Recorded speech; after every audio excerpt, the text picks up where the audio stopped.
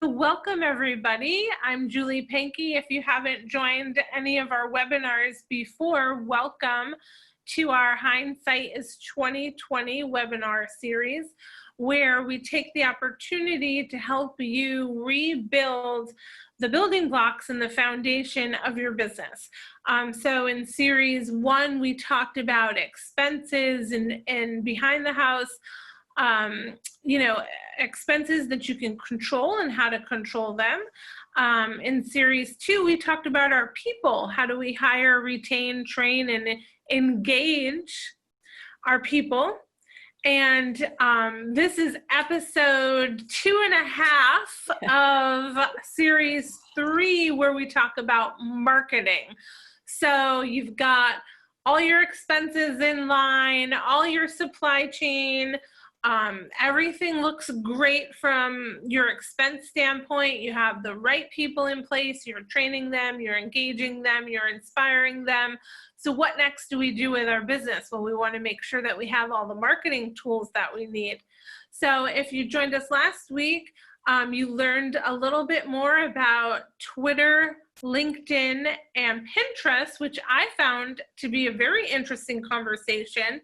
And I learned some things during that conversation as well.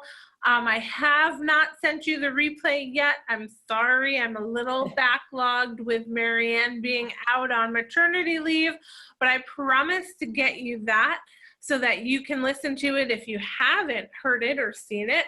And so today we're taking that deep dive into Facebook. So Wanda Love has been a marketer forever, right? Yes. She's a storyteller, social media consultant, as well as a spa and travel writer, which I know she's also been doing for a really long time. And that's, I think, through some marketing friends we initially met, and probably a long time ago, because both of us have been in the spa and travel and wellness industry for a long time. And I love this about her. She is on a relentless pursuit of big, hairy, audacious goals. Now, that was something that we used to put in our SpaHive event marketing. Oh, cool. So when you come to the table, if you haven't been to a SpaHive event, we do mastermind sessions. And so I always say, what is your one big, hairy, audacious goal that we can help you with, taking away today, like 5 steps on how to reach that goal. So when I saw you put that, I was like, oh my God, that's like one of our big things that we talk about at SpaHive events. So I was excited. But Wanda, tell us a little bit more about you. I mean, I just scratched the surface, but share with us, your 30 years plus, right, of experience. Well, I started in radio is how I first got my start, but I didn't start on air because, as you can probably tell from my voice, I don't have that lovely, deep, wonderful, sexy sounding voice. But I got it right directly into the marketing side of it, marketing and promotions. And then from there, I branched out into doing radio and television and became getting more and more larger and larger groups that I was working with. And so always working with, not just with, obviously you had to have an in-depth knowledge of radio and television advertising, but I was also purchasing all of the other traditional media that we were utilizing to market our stations. So I got into doing all of that and ended up actually even becoming a general manager at a radio station and launching a second station, which was really sort of interesting. And then I moved to Calgary, and I moved a lot. Largely because of my husband's roles. And I thought, when I moved to Calgary, I thought, I really love broadcasting and media, but I think I wanted a change, but I didn't want to leave behind all that marketing. And I kind of fell backwards into the spa industry and fell in love. I just thought this was the most amazing industry. My first iSpa conference, I was a total convert. And then I ended up actually co-chairing the marketing committee at iSpa for a few years. Yeah. And ultimately ended up being the CEO for Leading Spas of Canada, which is our national spa industry association, for some time. And then I moved to Russia. Not everyone does that. And I started, because I couldn't really continue my role, obviously not living in the country. So then I branched out and started doing more marketing consulting for people. And typically it has been spa and wellness, because that's what I really have embraced myself. And I do some other luxury lifestyle that are similar, so wine and food, but that's kind of how I've come to where I am. And I fell in love with the social media element very early. And I think largely because I've been in these roles where I had to evaluate marketing initiatives constantly. And I absolutely love, with social media, the ability to really see your results almost in real time, and the ability to change those, change your campaigns, alter things, tweak them constantly to constantly be improving your results. And you can't get that with a radio campaign. You don't know until the end of the campaign, basically, Right. how you did. And there's so much that's not easily measured, and it's really anecdotal. And I love, with social media marketing, the ability to drill down and look at the data is brilliant. Yeah, and I think it's so much easier to pivot in social media than it was, and is in some of our traditional marketing efforts. We print how many brochures, or, we have a newspaper ad, or like you said, a radio ad, and you really, can't get like tangible numbers till they're redeemed or the ad is over, and hopefully that you can still get tangible numbers then. So let's dive in. So as we're going, as always, if you've ever joined any of our webinars, hop in the chat. Let us know if you have any questions, because we want to answer your questions. It's not about, what Wanda and I want to tell you. Of course, we have a lot that we want to tell you, but what do you need to know and want to know for your business? So hop in at any time, ask a question. We wanted to talk first about sort of, I don't know if everyone on this call or our audience has heard about the Facebook advertising boycott. So Wanda, let's talk about that a little bit, because I know it's hard to get your audience to see what you have to share with them now without spending a little money on boosting and advertising. But they're estimating, what did we say? I think we said $7 billion as of June 26th, Facebook has lost, because some of the major players throughout the world have pulled their Facebook advertising. Yeah. So what does that mean for us? What do you know about this? Should we still be advertising, or does that make us, really insensitive to what's going on in our world today? I think it's really challenging, because you can feel complicit by contributing, but by the same token, you're trying to drive your business forward. So what I've done is I've really left it to any of my clients. I've made them aware of what's happening, and I've really sort of left it up to them to make that decision. And most of them have actually decided to continue, but we're constantly monitoring the situation. And because it's a relatively new movement yet, I haven't experienced any backlash. There hasn't been anyone who said, you're so insensitive, I can't believe you're continuing to do Facebook advertising. But by the same token, I think if we don't start to see a shift in Facebook's approach soon, the drum may be beating a little bit louder. So I think it's something at this point where everyone just needs to make their own personal decision based on how they feel about it. But I do think it's something that we all want to be aware of and monitoring. Right. And I'm trying to remember, let me see if I can find it real quick. If this is new to people, oh, Wanda, you It's sent called Stop Hate for Profit. Thank you. I'm like, I know you sent me the link. Yeah, if you look for the hashtag or even just Google Stop Hate for Profit, you can learn more about it. And some of the heavy hitters like Unilever, Starbucks, people have pulled their advertising, but even at the 7 billion or whatever it is, it still accounts for a very small amount of Facebook's overall profits. Right. But I do think that the awareness factor is there. And so, yeah, I'm kind of monitoring on an ongoing basis. And if it becomes untenable for me or for any of my clients, then I have absolutely no problem with saying, okay, let's stop that. Yeah. Right, right. And so I just put a link in the chat if you want to check that out if you weren't familiar with it. But it is something that Wanda and I had talked about last week. And also, you know, I connected with Kaylee, who does my social media marketing. And it's something that, you know, she's aware of right now, more in Facebook than in Instagram. But obviously, you know, they always somewhat follow suit. So it's important.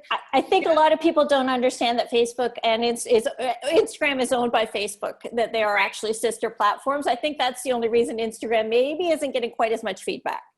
Maybe. So just so you know, we wanted to kind of talk about that. And then with that said, Wanda, we, you know, as business owners and as small business owners, and I know that you work with small business owners. I prefer to, actually. Yeah. A lot of times we don't have time, you know, so we're talking about marketing. So the very first week we talked about branding and being true to your brand and creating your brand messaging. So that takes some work. Then last week we talked about 3 platforms that, you know, we want you to kind of dabble into. Now we're diving into something like Facebook. And next week we're going to dive into Instagram because we felt they both needed a whole hour. How do we find the time, you know, if we're, as a marketer, right, you're telling people you have to be out there, you know, and then there's Yelp and there's Google search, and how do small business owners find the time? Well, there are a lot of tools that have come into place to really streamline your Facebook in particular. So one of the first things I always recommend to people is open a Facebook Business Manager account. I'm not talking about your business page. It's a different element. So open that up, and then you will start to see the depth that exists there for you, even in your insights, etc., your ability to schedule posts easier, to see your layout. And then one of the first things I try to encourage people to do is, if you're struggling for time, allocate an hour at the start of the week, the end of the week, whatever works for you. Allocate an hour and start scheduling your posts, and try to have a bit of a cadence and rhythm to them. For example, if you're if a Wellness Wednesday hashtag is something that's relevant to you, while I don't actually recommend using hashtags on Facebook, you can still utilize that element. So you can call out it's Motivation Monday, it's Wellness Wednesday, and that gives a theme to that day's post. So you're not sitting there constantly going, I don't know what to put, I don't know what to put. And I also recommend looking at what streams your business has. So maybe Tuesdays are facials, Thursdays are massage, you know, but you can follow that along. But then you also, I always set Google alerts so that you get topical information, and so that some of your posts will actually be relative to overall wellness, or it's more of a peripheral element to your business. Because the one thing that hasn't fallen away with social is it is still social. And if you start treating it like it's just a billboard, I'm just going to slap something up there, and not engage and not have the relevance, you're going to lose people. So if you're constantly just talking about yourself, it's not so interesting. Right, right. And how do we, I mean, I kind of look at it as when I'm looking at your business. So I say I'm a spa, or, you know, one of my spa clients, I sit with the owner and I'll say, who's our customer? you know, because every spa or hotel has a different customer. You know, so I call it, you know, kind of creating our buyer persona, right? And what does the persona look like? I mean, there's more than one persona. You know, it could be, you know, persona 1, you know, is, you know, Susie professional, works 9 to 5, you know, is demographic 30 to 37, etc. You know, persona number 2 could be, you know, whatever, Mary homemaker, and she, you know, has 3 kids, she's a stay-at-home mom, whatever. So creating what their personas are, but then how do we know, like, so A, how do you suggest people do that? You know, how they have like buckets of who they're marketing to. I think we talked about last week, was it last week or the week before? I think it was last week, of talking about, like, if you pull out of your software your top 50 clients, what buckets do they fall into? And then you want to get more of those because they're your like top spenders.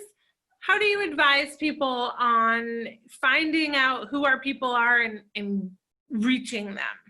That's when I like to work with whoever is managing the website and looking into the Google Analytics and finding out what's bringing people in, as well as looking at who your customers currently are. But let's start with who your customers currently are, because that's one of the easiest ways to go about it. One of the absolutely wonderful things about Facebook advertising is the ability to download from your Constant Contact, MailChimp, your whatever your client profiles are, whatever system you're using, Milano, whatever you use, downloading that information, and then you can actually in Business Manager upload it into Facebook Business Manager and target those people with your ads, which is brilliant because it's a really great way to repatriate people who haven't been around for a while, re-engage people who've fallen off slightly but are still active clients. But it's a really great way to get those people engaged. And you can, depending on the audience size that you have, you could drill down to just the top, you know, the top X amount. But typically this, if you have too small an audience, your Facebook ads don't deliver. So usually you want to have about 1,000 people. But even if someone's sitting here going, well, I don't really have 1,000 active people in my client roster. First of all, it's not like email marketing. They don't have to be active. You don't have to have express permission. If you have any of their data, their email address, their phone number, anything, you can target them. Second of all, if you've got a list of, let's say you've got a list of 100, you can upload it, and Facebook gives you the ability to actually create that custom audience, but then create another audience that shares those same interests. A lookalike audience is what they call it. That's what I was just going to ask you. What about a lookalike audience? Yes, thank you so much. It's brilliant. Then you can also start to target by interests, which is where it's really great. If you have very clear direction on your buyer personas, you can start to really drill down into those personas, because Facebook, when you start to create your ads, you'll see that you can target by interests as well. Demographics, interests, there's such depth there. So you can target by that. You can keep it really simple when especially when you're starting out. Target to people who have shown an interest in spas, of course, massages, facials, skincare. Look for your suppliers. You know, what skincare products do you sell? Target people who are interested in those, because they're obviously a target for you. So you can actually build some really wonderful, engaging audiences that are so tightly targeted and be really effective for you. And it's so cost effective too, which is one of the things I absolutely love. And Facebook will also show you, as you're building your audiences, you'll see this little graph off to the right-hand side, and you'll see it sort of ticking up and down based on what you're choosing. And Facebook will actually tell you, you know what, your audience is a little too small. So then you can alter how you're directing it. They can also tell you, you know, your audience is way too large. And then you're just spending money on people that maybe you haven't really drilled down specifically enough. So it really does give you a real-time experience as to what you can expect. And I think that that's so, so helpful. And Wanda, let me ask you this. Can we realistically get anywhere if we're not boosting or doing an ad? I mean, what's the maybe rule of thumb? So how many times should we be posting a week? And how much should we be boosting our posts? Well, the one thing I encourage people is, yes, it can be a total time suck. I get that. I do encourage people to try to post daily on Facebook. It's not like Twitter where it's moving so fast that you really get lost in the shuffle. So I do encourage people to post daily, but more than anything, I also encourage people not to get too caught up in the vanity metrics. Don't worry about how many page followers you have, because honestly, it almost doesn't matter, because your organic reach to that audience of people who have already chosen to follow you is still only like 2 to 3%. So if that's all you're doing is you're taking that time and you're posting every day and you're thinking, oh, and I'm not getting anywhere, you know what? Honestly, post once a week, but boost that post. And that's a good way to start, is by boosting posts. I really highly recommend you start doing ads, because it's more versatile, but baby steps, if boosting a post is the way to go. And you can boost posts for $3. Like, it's so right. It doesn't have to be hundreds of dollars. It does not. But the one thing that you will find is if you start that way, where you just take a post, and let's say you've got a post where you're realizing, you know what? I've had 10 people like it, and that for me is a lot more than normal. Fantastic. But you're thinking it's still only 10. That's not really helping me much. But that post is obviously resonating a slight bit more with your audience. So then boost that post, put $5 on it. And even if you're just boosting it to, let's say you've got 100 people on who follow your page, boost it. You can select to boost to them and their friends, which is always good, because there's probably similarities there.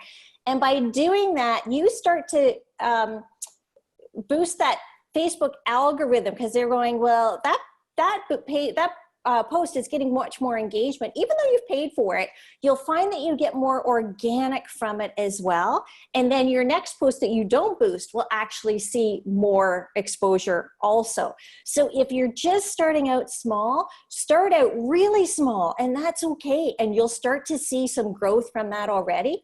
Whatever you do, please don't anyone ever spend money. One of the options when you're running a Facebook ad is you can actually run it with the objective of increasing your page likes. Do not ever do that, because again, your organic reach is going to be 2 to 3%. So I had one client who did it before I started working with her, and she was paying $18 to get a follower, but then you're still only getting them like 2 to 3% of the time. So it just didn't make sense. But when you're boosting a post or running an ad campaign, you'll find that your followers start to climb anyway, because people see your content, they like it, and they will start to follow. So that comes at and then you've got much more data and much more engagement that you can then utilize.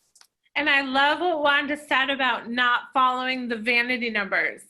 And, you probably have heard me talk about this before, but, for a year, I was harping, to my social media manager, we're not growing. And she's like, you've had 10,000 impressions this month. What do you mean we're not growing? And I'm like, but I can't, I'm not going over the number of followers. And she's like, what's it matter? Your number of followers. You could have 100,000 followers, but only 1,000 of them might buy from you. Exactly. So it's about quality. So I've learned, and it took me a long time to learn and not, be so stubborn and saying, okay, I don't care, I still want more followers. To know that it's about quality over quantity, and that you want people to follow you that are going to engage and that are going to purchase. And so if that means only having 1,000 followers, but they're engaged and they're going to buy from you and they're going to tell their friends, that's a really good marketing vehicle, right? And again, word of mouth is still, I think, still king. So through all of these efforts, if your followers and friends are going to tell their family, who's going to then tell their family, it's in the end a win. Would you say, Wanda? Absolutely. And what a lot of people don't understand is what you can do to leverage things in the background as well. So just skipping back to Facebook Business Manager for a moment, one of the most brilliant things, it's like the big aha moment, is when you discover the pixel back there that you can then take and embed. And if you're, personally, most of my clients are on WordPress sites, and it's super easy to embed the Facebook pixel if you're on a WordPress site. But if you don't have backend access to your WordPress site, I mean, I could figure it out myself. it's so simple. But if you don't have backend access, you don't want to do it, just fire it off to whoever your website developer is. Trust me, it's like a 3-minute project. It's really nothing. So then this pixel, trying to explain how it works, this pixel is then embedded on all of the pages across your website, for starters. And so then anyone who's visiting from Facebook to your page, the Facebook pixel fires and records them as that they've visited your page. So as you start to build and you're doing your boosted posts, and try very hard to make sure that they're always driving to some content on your website, your blog posts, one of your specials, whatever, but always try to make sure that they're driving traffic to your website, because it slowly starts to warm up that audience. They've clicked through, they've visited your web page. You can then turn around and create a custom audience based on that website traffic. So then you can turn around and run an ad directly to people who have already visited your website. Right, right. And again, it's super simple. Once you're into Facebook Business Manager, it's very easy to target that. The platform is very simple for you to understand how to do that. You don't have to have any knowledge of how the pixel works. It's there. It's basically there for you. It's an option of, you click website traffic is your, is one of your objectives, et cetera, or when you're building your audience. It's very, very straightforward. So I don't want anyone to sort of go, oh, it's going to be, I need to know coding, or no. It really is a super easy platform. And Wanda, a few minutes ago, you were talking about content. How do we create content on a social media platform? So it's meant to be social, it's meant to be personal, it's meant to create relationships. What's some tips that you can give us to creating that kind of content? How do we look at that? Well, first of all, make sure that your images that you're using or videos, whatever you're using, are sized properly for the platform that you're using. But it's interesting. I was just reading an article within the last couple of days. Anyone who's done Facebook advertising probably knows that there's been a 20% rule, text overlay rule in effect. So if you had your photo, your graphic, and then you had more than 20% of a text overlay, whether you had it as your call to action, whatever you had, that your ad probably wouldn't run. If it did run, it would get very low exposure. So Facebook's starting to actually relax that a little bit. But what I find super interesting is that a lot of people, and I'm sure you've seen it, but where you get something and there's a big call to action right there embedded in the picture, learn more, book now, whatever. What they've actually found, there's a study that they recently did, that if you have a ad, which is just a graphic, just a really nice picture with no text overlay, you'll actually get a 6 to 7% higher conversion than if you're doing a slap them in the face CTA, which flies in the face of what so many people have believed for so long. And I think a lot of that probably is that when you see that with the big call to action right there on it, it immediately screams, I'm an ad. Right. And I think that's when people tend to scroll past. Whereas if you've got an engaging visual, and then it's sort of like the little chipmunk, come here, little one, versus in your face, I think that's probably what is leading to that conversion, because you react differently to something that you think is engaging for you versus what it's another ad. Right. Yeah, absolutely. And how about, how do you feel about like surveys? They're a bit of a double-edged sword. A lot of the hardcore marketers tend to really say, ask a question that's going to increase your engagement. And it can, But for a lot of people, especially if they don't have a ton of followers, if you're sort of not in that upper echelon yet, you'll find it's a little bit more discouraging instead because nobody's actually responding.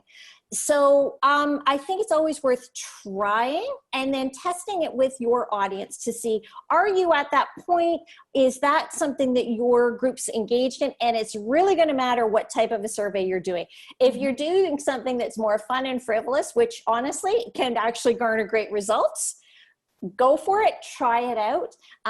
But I do find that the more hardcore survey content is a bit more of a niche.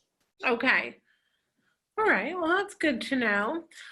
So I know you do a lot of not just like social media management for companies, but you'll, work on social media consulting, kind of helping people learn how to do it themselves, even not just have you do it for them, but sort of a training program on how to do it. So what are some tips that you give, spa owners or, small boutique hotel, luxury kind of lifestyle property owners to where to start and where to focus their time? Honestly, I usually start with the who's doing your social media, and sometimes I can look at a page, at some business page, and I can say to them, okay, it's a 19, 20-year-old, and that's not your target audience. And unfortunately, the voice that person has created on the page isn't the brand voice. So it goes right back to your branding presentation, where start there. And then I always get them to sort of focus, okay, who's going to be doing it? And that person doing it doesn't have to be in your core demographic. They have to understand your core demographic, and they have to understand the brand integrity. That's first and foremost. Then slowly getting into boosting posts. That's how I always typically get them to start, because then it gets them over the uneasiness. Then I get them into full-blown ad campaigns. And one of my first clients for coaching was actually Angela Courtwright from Spa Gregory's. And we totally fell backwards into it. We were on an unrelated call, and she said something about having this database of, I want to say like 30,000 people or something, that was basically a dead database because they had not given permission to use. And so I happened to throw it to her in the call. I said, well, why don't you just use them as a Facebook custom audience? And she was like, okay, I have to talk to you afterwards. So I spent then probably over a 3 month time. We usually met once a week or so, and we'd do a 1 hour Zoom call, and I'd slowly get her working on it. Well, her first campaign was her Mother's Day, and she went, 61% increase in gift card sales. And it's a campaign that she built, and I just coached her along, because everyone's brand is different. And so I prefer to coach people to be doing it themselves, so that it's their brand and it's what they're doing. And their voice, they're the ones that have that passion in their belly. Absolutely. And they're the one, they can be more fluid. Like they can go, oh my gosh, you know what? We have a massage therapist who has no bookings for this weekend. This is insane. Right. They can then respond immediately and create an ad for last minute massage appointments, and helping them establish those core audiences and how to actually drill down and target. And one of the first things I have to always stipulate is always put in a geographical parameter. Always. It doesn't have to be just local if you're a national company, but if you run an ad campaign and you haven't stipulated, you could be running it to the globe, and you're going to be paying a lot of money for somebody who has nothing, for you. But you can also take your zip codes, drill down to your top clients. What zip codes do they come from? And you can actually target those zip codes, which again is a great way to start really drilling down and getting those audiences that you want. And always, if you created a custom audience, name it something that you will remember or that means something to you. Right, yes. Save it. And the other thing I coach them very quickly on is, once you've got that pixel embedded, that pixel traffic, you can retarget pixel traffic going back 180 days. That's your maximum.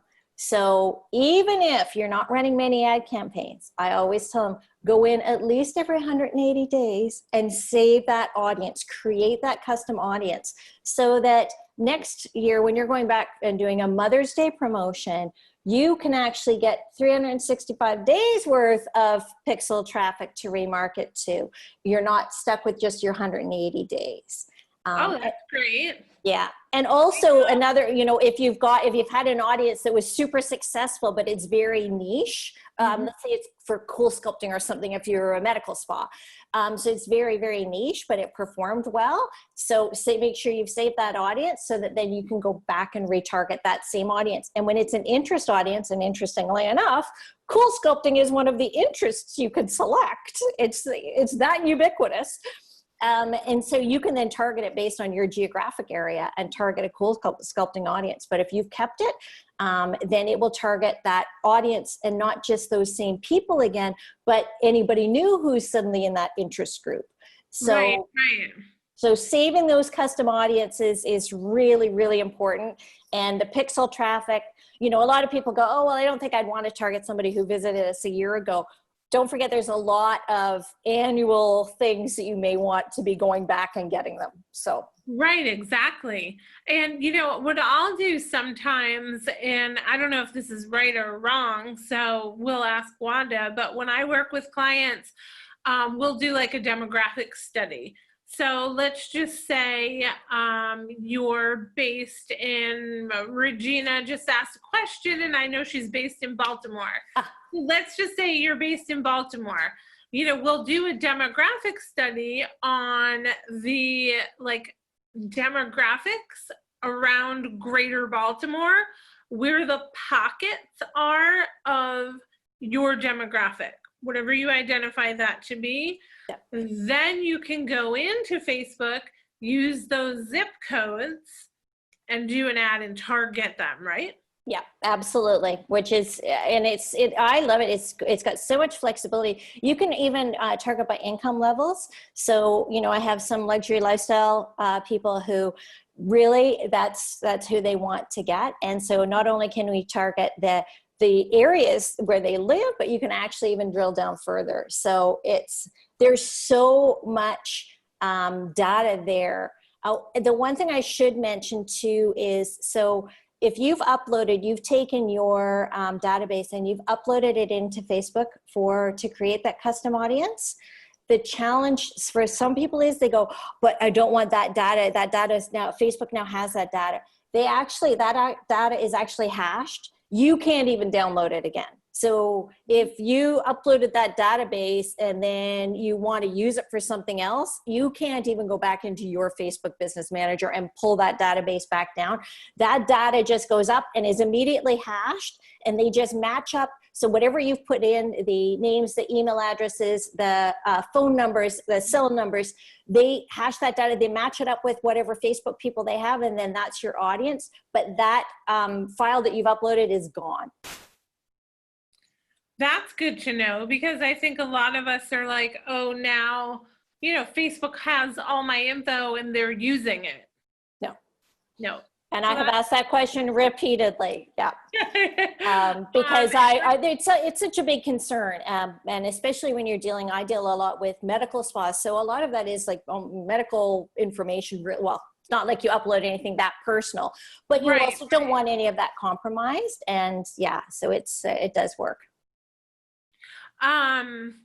Oh, and Regina asked, what's the pixel? So could you just, I know she jumped on late, just talk one more time about using that Facebook pixel. Perfect, because I just realized there's something else I wanted to mention about the pixel anyway. Okay. So Regina, the pixel is, once you've created your Facebook Business Manager account, basically they assign you a pixel, which is just a bit of code. Don't get scared by that. You don't have to know how to code.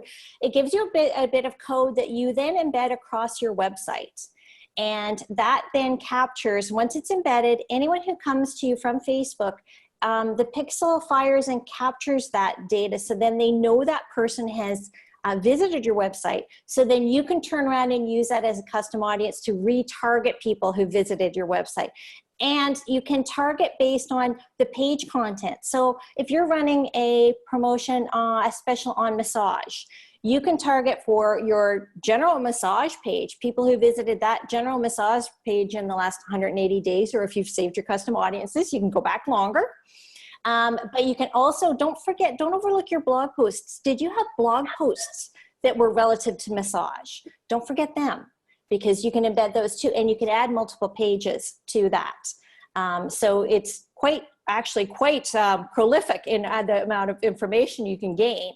And the other thing that your pixel does, and this starts to get a bit more complicated, but you can actually set up conversion tracking. So if you've got a online store, you can set up a conversion tracking to that. Your Facebook pixel can set up conversion tracking so that you can then actually see, when you run your ads, you can actually see how many people converted, how many people put something in their cart, how many people did X on your page, how many people called you, did the click to call. I encourage you not to get too caught up on that one, because I do find that doesn't tend to be the highest conversion, but you will find that people then call out of the blue, and anecdotally, if you have your front desk staff recording, they'll go, yeah, they saw it on Facebook. So don't be too concerned. I'm always like, look at when you're setting your goals, make sure that your objectives are set properly, but just be cautious. And if there's something you're concerned about, don't hesitate to send me a quick email and go, what do you think this means? I'm happy to try to answer that for you. But there are lots of different opportunities for you. But if you're doing online gift card sales, which a lot of people were doing, especially lately when we were all closed down, that was a really good goal. Absolutely. The other thing too is download the Facebook Pixel Helper. It's a Chrome app. And so then it just sits up in your little toolbar. And when you visit your Facebook page, you can actually, or when you visit your website, you can actually see what pixels are firing. So you can check to see that it's firing for someone's reading that page, that you've clicked this, or that this is engaged. If you click the Contact Us button, that pixel is embedded. You can actually see. But even more interesting, you can see what your competitors are targeting with their pixel. I love it. I've never used that. Yeah. If you've got that lovely little pixel tracker, it tells you everybody who's tracking you and what they're tracking you for. So I put a link, I think, into the chat, but it'll lead you hopefully to Google Chrome. You can just do through Google Chrome the Facebook Pixel Helper. Yes. And that doesn't embed anything, but it does give you data. And it's a great, easy way to just, when you're on your website, you can see exactly what's being tracked by your pixel. And you can go, you know what, how come the page content isn't registering? And so then you can go back in, and sometimes it's as simple as somehow the pixel just didn't get embedded into that page. And that's an easy fix as well. Right, right. And I'm trying to think, what other tips? I mean, if anybody has any questions, drop them in the chat now. We have about 15 more minutes. Oops, now my Google Chrome just opened up. Oops. A couple of little tips once you start doing is I encourage when you start, because you want to start driving that pixel traffic so that you're getting those pixels fired and you're getting all that nice little data to remarket to. So when you're doing an ad campaign, you'll notice that you can actually use, there's lots of different options, but one option, you can choose link clicks or you can choose landing page views. Choose landing page views. That means the person landed on the page and stayed there for a bit. So that means that they were a bit more engaged. So if you're paying for link clicks, you can find that you might be getting really cheap link clicks, but maybe they weren't staying on the page. And so I also recommend, I love getting the backend access to Google Analytics, because then I can go in after a campaign or during a campaign, and I can see, well, here's how many people came in through Facebook. And I can watch their flow through the site. I can see their time spent on the page. And so then that can help guide what I might want to tweak in my ad as well. So when you start to really drill down on the data, there's a whole lot there. And when you're doing your ads, you'll see there is an option for what your ad placements are. And you'll see there's, you know, a Facebook page, the right-hand column, Facebook stories, Instagram stories, all of these different things. Messenger. And this is one that can be a little bit contentious.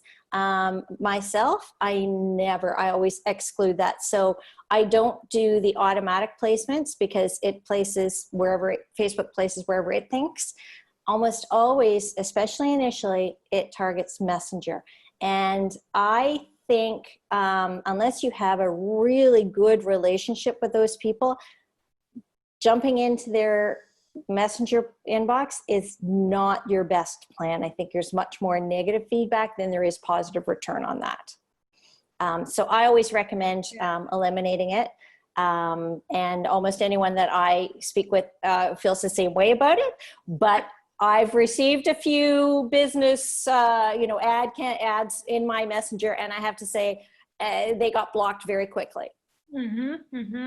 So that's something that you should, you know, just stop and think about as to what you want to do. And when you're starting to build an ad, I'm just going to throw up here, if you don't mind, Julie. No. I'll need you to just do screen sharing if you don't mind. I'm just going to throw something up here because once you start getting in there, people can get easily confused on what they should be doing. So let me just see. Can you see that? Yes, we can. Great. Okay, so this is just shows you a little bit of what Facebook Business Manager, some of that data that it can show you. This is super simple, straightforward. There's where you can start to see your pixels. And what you can see to manage it, and the lovely little insights at the top of the page there. This is how you can see your Facebook pixel traffic, which is really great. And you can toggle so you can see on the right there the last 7 days. You can make it the last 30 days. You can make it last month. And it's kind of fun to actually then track how much better you're doing, because you will do better, trust me. And you can see here she's even tracking who went through with purchases. So it's not just page views and viewing content. She went right through to purchasing. She's got add to cart. Well, this isn't actually hers. This is another client, but they didn't want to be revealed. But they've got the purchase, adding payments, initiated a checkout. So you can target people who abandon their shopping cart, much like you can with a lot of other things, but you can do all of that. But here's where I was going. So when you start to build your first ad campaign, first thing you have to identify is your objective. So you can click conversions, click your add to cart, etc. I almost always initially, when you're first starting out, recommend going with a traffic one so that you're driving that traffic to your website so that you're capturing them on that pixel. But then once you move through and you've made those selections, then it's going to take you to creating an ad set. And that's where you choose your audience. So you choose your age, your location, their interests, etc. But under that same campaign, you can have multiple ad sets running. So don't feel like for each campaign, I can really only have one audience. So this is where it's great to have that data as well on your personas, because you can actually target differently.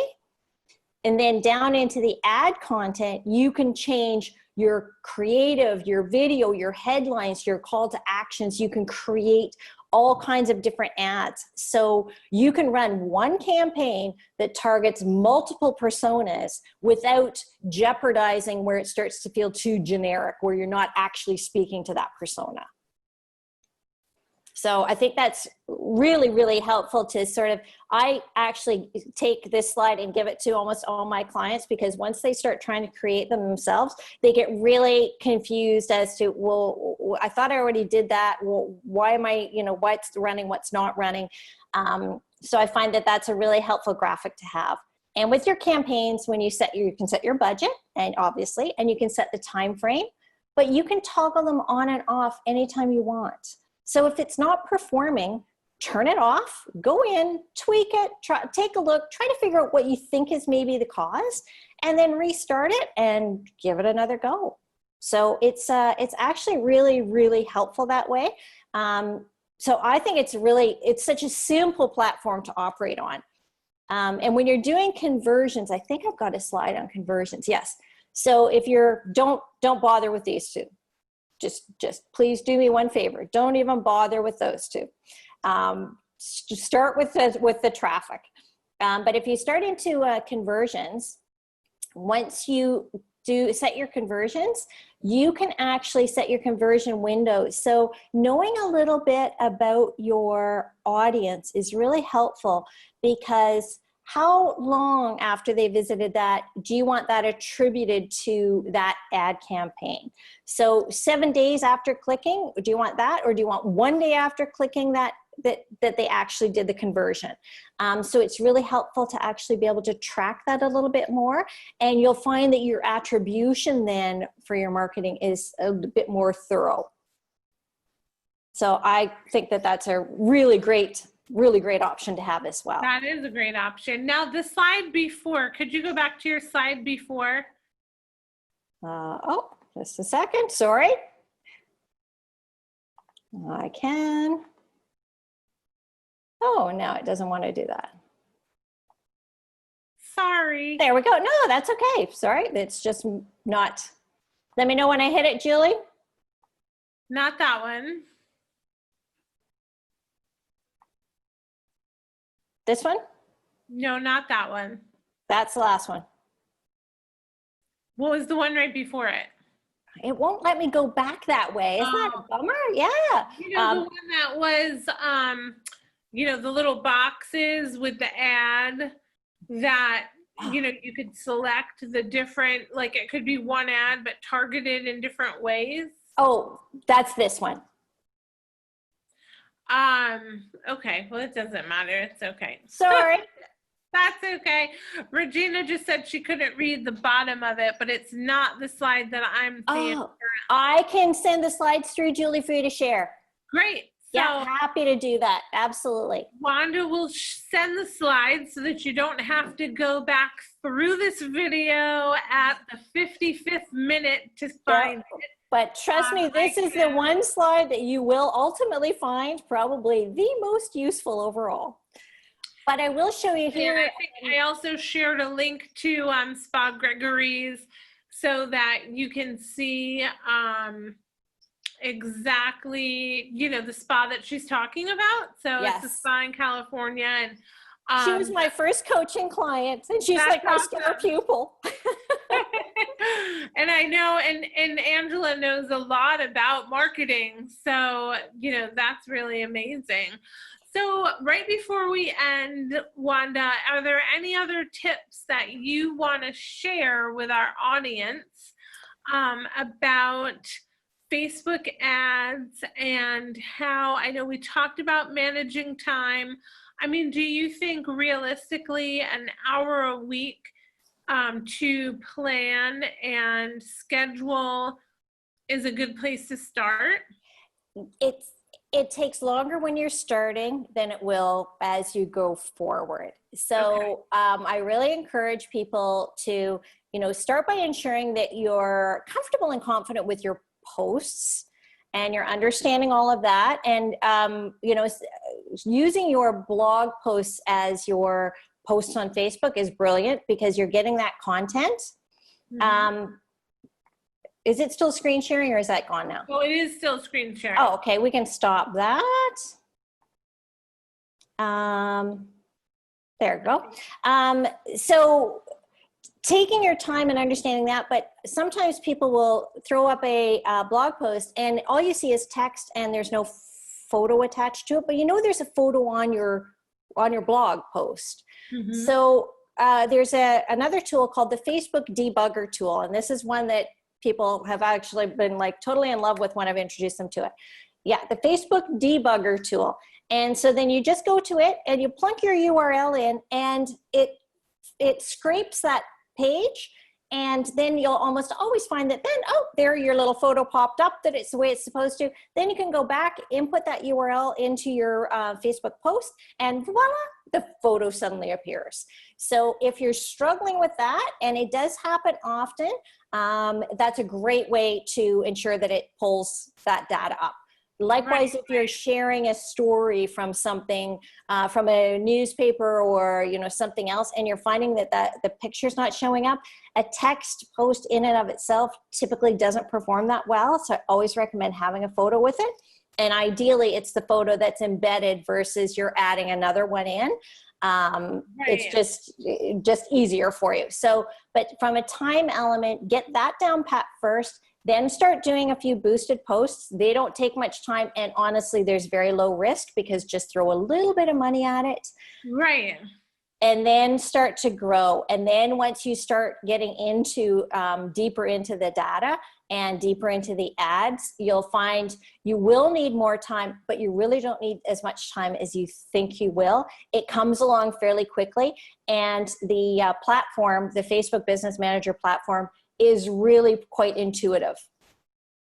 That's awesome. Yeah, it doesn't let you make a lot of mistakes. It'll tell you your photo isn't high enough. Great. It tells you it's not going to perform well because you've got too much text on it. Although that may go by the wayside, it hasn't yet. But they will tell you all of that, and you can also follow along on that little right-hand side to see how big an audience you have.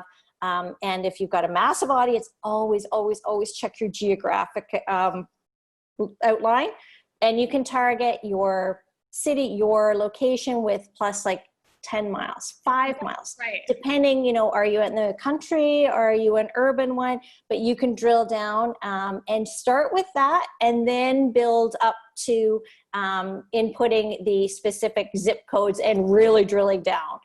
But for starters, baby steps, start with boosted posts. Throw a couple of dollars at them. Like, it's so inexpensive, and it gives you a good feel for it. And then you'll start to see the data analytics coming from it, and then you'll get more confidence. But don't be scared of it. It's actually very straightforward. Right. And it's, you know, it's false, you know, when you hear that you have to throw a lot of money at it. You know, you can start small, start with baby steps. And then once you've like honed in on your audience, then you could maybe put some more money towards it. But, you know, it definitely is a myth that you have to spend, you know, hundreds of dollars per ad, you know, to get anything out of it. No, absolutely. The one thing too, I will coach people on is, Cool Sculpting is a perfect example because I see this quite often, because Cool Sculpting has a client loyalty program where the spas get X amount of co-op dollars each quarter. And so if I've got a client who's running an ad for Cool Sculpting, and quite often I've got back-end access, so I'll go in and take a look too, so that I can flag stuff for them. If I'm like, you know, that's not looking right, let's see what we can do better on that. But Cool Sculpting is one in particular that I can actually see when people have had that their diamond points come in, and more spas are advertising on Facebook for Cool Sculpting, and all of a sudden your costs are rising for each engagement, for each landing page view, etc. So I'll say, toggle that off. Let them burn through their budgets. Go back in 2 weeks, and I can almost guarantee you that your costs are going to come right back down. So it's one thing where you can monitor really, really carefully. That's awesome. So we're at 4:01. As always, we get chattering, and I feel like our attendees didn't have a lot of questions today, but thank you. Hopefully it's not because I overwhelmed them. I was going to say thank you for the questions that were asked, and hopefully Wanda didn't overwhelm you. Let's see. You know, somebody said it never feels like it's been an hour. I know, and I try to stay on time because I know people are doing other webinars as well as we're getting ready to open and are busy. But thank you so much, Wanda, for the information that you shared. We will send you out a recap of this video. As I said, I'm running a teeny tiny bit behind because I'm trying to stay caught up with everything while Marianne is out on maternity leave, but I promise that I will get everyone a copy of the webinar. As well, I will make sure that you get Wanda's information again, And if you want to reach out to her, ask her any questions, I know that she's open for you to reach out. And, if you need a, quick 1-hour consultation on any of the things that she talked about, I know it's difficult to hire a social media marketing manager, and it's not in all of our budgets, but to have someone that's willing to kind of walk you through and, train you in certain things that you can do better, or you can train one of your staff members to do to help you out, I feel like that's an amazing resource. So thank you again for joining us today. Thank you so much, Wanda. I know we could keep talking forever, and there's so much to share about Facebook that we kind of just focused on Facebook ads and how we can get the most out of boosting posts, creating better content, engaging, and creating relationships on Facebook, and then taking that relationship building to the next level through bits and pieces of advertising. If you join our coffee chats, we will have coffee chat this Thursday at 10:30, and next Monday, 3 o'clock Eastern time,